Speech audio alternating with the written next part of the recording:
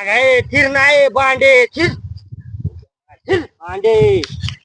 नमस्कार मित्रांनो. आता मामा इथं शेळी चरवीत आहे. यांच्याशी दोन गोष्टी आपण विचारू. यांची काय समस्या आहे. अगं फिर नाही भांडे. नमस्कार. नमस्कार. आता तुम्ही शेळी केव्हापासून चरवितात? 5वी पासून सांभाळतोय साहेब.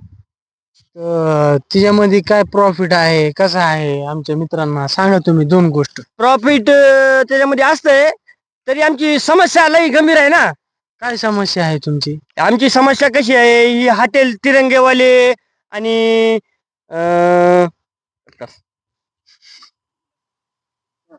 हॉटेल भाग्यश्रीवाला आणि ती तिरंगेवाले, ती हॉटेल भाग्यश्रीवाला आलता काल शेळ्या मागायला बोकड 20 घेऊन गेला.